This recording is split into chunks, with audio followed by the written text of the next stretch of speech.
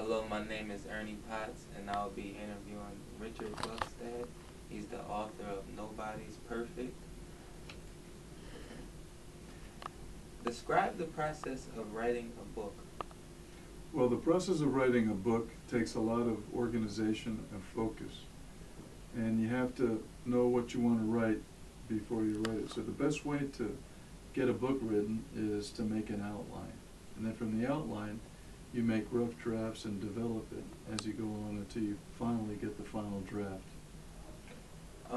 Did you have any trials and tribulations?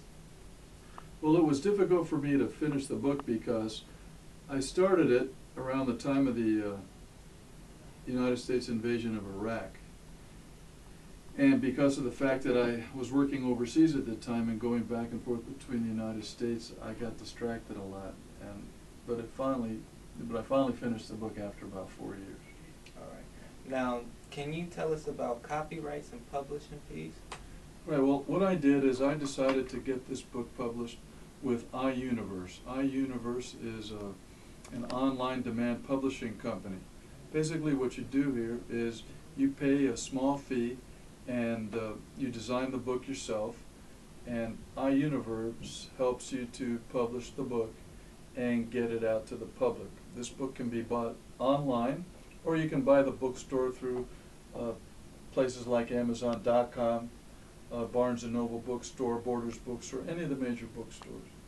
All right. Now, as far as money goes, how much, percentage of each book do you make? Okay, I have a non-exclusive contract with my publisher, which is iUniverse, and I get 20% on softcover copies, and I get 25% royalties if it's sold through one of the bookstores. So it's between 20 and 25% royalties, which is actually a pretty good amount of royalties to get for a self-published online book. Are there any resources that a young writer could find to help them write a book? Well, there's things online that you could use to help you to write a book, but if you use one of the publishers like iUniverse, they actually have people that can help you to organize your book and edit it for you. But it's more expensive that way. I wrote the book, edited the book myself, I designed the cover of the book myself, and all really iUniverse did was just publish the book after I turned in the final manuscript. Everything, as a matter of fact, was done online, electronically. I wrote the book on the computer, I sent it in on the computer, and then magically, after about a month or so, the book finally came out.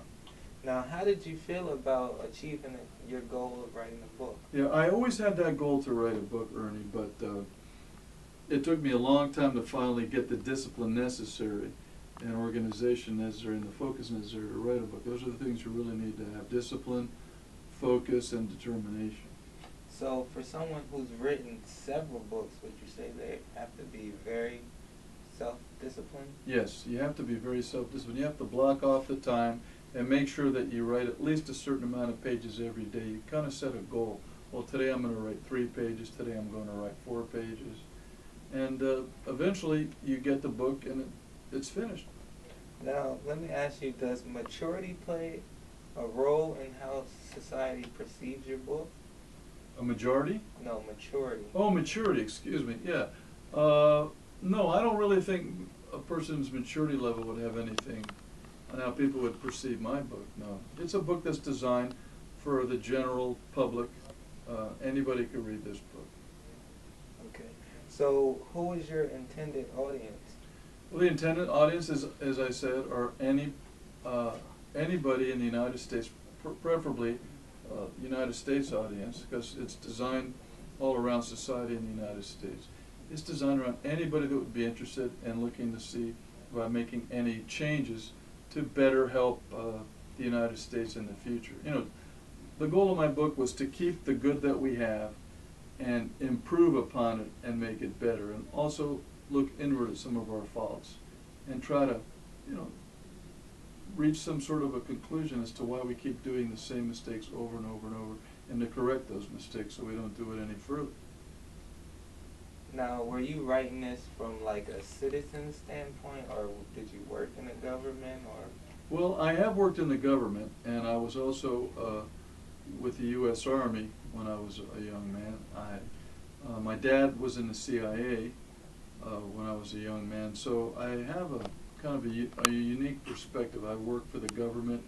I was in the Army. My dad was in the CIA. I've worked and traveled all over the world as an educator. And so I guess that perspective helped me to write the book, to look at the United States objectively from outside the normal parameters that, let's say, the average American might look at the United States. Okay. Do you have any other things you would like to say about your book? Well, basically, what I like to point out in my book is that our society is trying to form a perfect society from the beginning of our country up until now. And I tried to make a logical analysis of modern American society and show how through common sense we can stop our slide down the road to becoming a once great superpower, because I think a lot of the things we've been doing throughout the past few years have caused us to lose our stature in the world, not only politically and socially, but economically as well. And this book, I think, can help us to avoid falling in the trap of hubris, which is the Greek word for pride, where we're just going to keep doing what we're doing because we're too proud to admit that we're actually not perfect. And that's really the goal of my book: save the United States from its own hubris. Okay. Well, I guess this concludes the interview. I'd just like to thank you for your time. All right.